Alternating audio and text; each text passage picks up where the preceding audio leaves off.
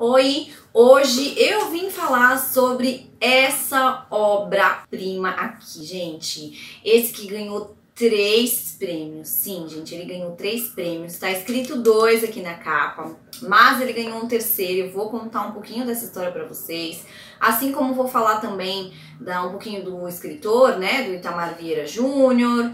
Vou falar um pouco da história aqui sem spoilers. Então, se você está buscando informações aí para ler este livro, e eu sugiro fortemente que você leia esse livro. Já tô dando spoiler aí da minha opinião, mas não importa. Não saia desse vídeo sem se inteirar pelo menos um pouquinho aqui, ó, sobre o Torto Arado, porque é um livraço aí, pra mim já se tornou um clássico. E é isso que a gente vai falar aqui no vídeo de hoje. Então, se você já foi com a minha cara aqui, ó, essa cut, se inscreve no canal, ativa o sininho da notificação e bora falar um pouquinho sobre esse livro de estreia aqui do autor, que está sendo aclamado aí pela crítica. Bora!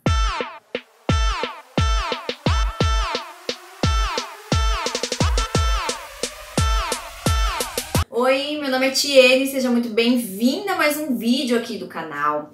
Eu li esse livro em janeiro, né, terminei ele aí, engoli esse livro, que foi muito bem escrito. O autor, o Itamar Vieira Júnior, ele estreou com esse romance aqui, e antes de ele publicar mesmo aqui no Brasil, ele foi concorrer a um prêmio que se chama Leia em Portugal, né? E ele acabou ganhando esse prêmio, e aí depois publicou aqui e ganhou o Oceanos e o Jabuti também. E eu assisti uma entrevista com ele no Roda Viva, né? E é uma ficção esse livro aqui, não é uma história real, né? E ele contou um pouquinho de onde ele se inspirou para escrever, né, a história do Torto Arado, e eu vou falar um pouquinho aqui dessa história pra vocês, tá? O Itamar, ele trabalha no INCRA e ele vivenciou várias das experiências assim, né, e se inspirou nelas para escrever esse livro aqui.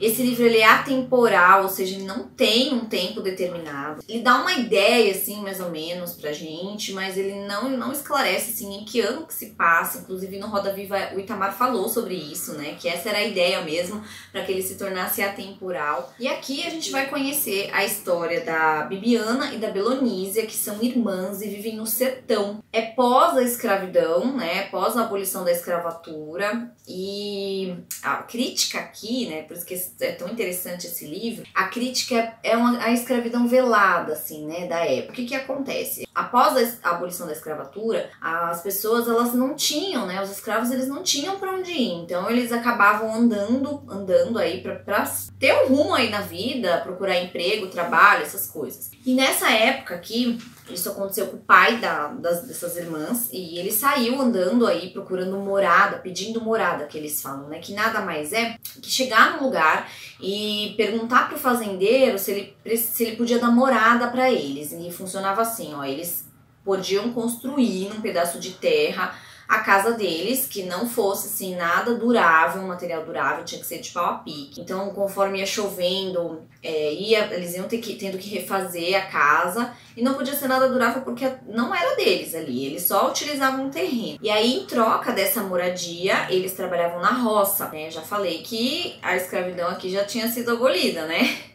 Já falei, mas ok. E aí eles construíam essa morada para eles, trabalhava na roça pro patrão, né, pro chefe lá, o capataz ficava em cima, e o capataz ainda cobrava uma taxa de tudo que eles plantassem nessa casa deles aí, que eles podiam construir. Então isso é pedir morada no caso aqui, e era assim que eles viviam. Então a Belonísia e a Bibiana, elas são irmãs, e o pai delas, né, construiu, junto com a mãe, construiu essa morada aí numa fazenda. As protagonistas são as irmãs. No começo do livro acontece um incidente, isso é falado aqui na sinopse, né? Acontece um incidente, eu não vou contar o que é aqui, mas a história gira em torno das duas, né? E a crítica aqui maior é esse modo de vida, né? Não só deles, como da comunidade ali em si. E é interessante que ele vai mostrando, assim, o conflito de gerações, né? Porque o pai das meninas, ele chega nessa fazenda dessa maneira. Então, a geração dele, que viveu isso, de sair, procurar um teto pra morar e tal, eles se sentem muito gratos aos senhores dessas fazendas, né? Por terem dado uma morada, um lugar, um canto deles. Já essas novas gerações, elas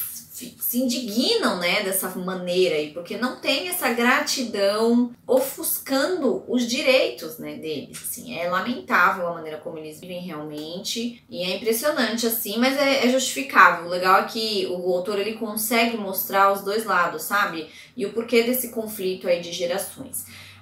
Eu acho também que o livro, ele ganhou notoriedade por conta da parte mística também que existe aqui, porque pra mim eu acho que é o candomblé e a umbanda de hoje, né? Ele fala um pouco dessa religiosidade dos encantados, né? Que a gente chama hoje dos santos aí, incorporar essas coisas. Tem bastante religião implantada aqui no livro, inclusive o pai das meninas, ele é eles chamam de curandeiro, ele é um curandeiro e aí recebe os santos e faz, eles chamam acho que de giras de gerê. Então faz esses eventos assim religiosos, né? Então o pai é um pouco respeitado, o pai das meninas, ele é respeitado ali por conta desses encantados. As irmãs, a avó, a mãe, elas são mulheres muito fortes, assim, de uma presença de espírito, determinadas, sabe? Elas são muito fortes, figuras femininas muito fortes, né? E eu acho que também isso faz com que a gente reflita bastante no livro. E assim vai se desenvolvendo a história, né? Essa nova geração vem com uma força aí de mudança, de progresso, de direitos. E eles vão lutando para melhorar cada dia mais, para progredir. Enquanto os senhores ali, né,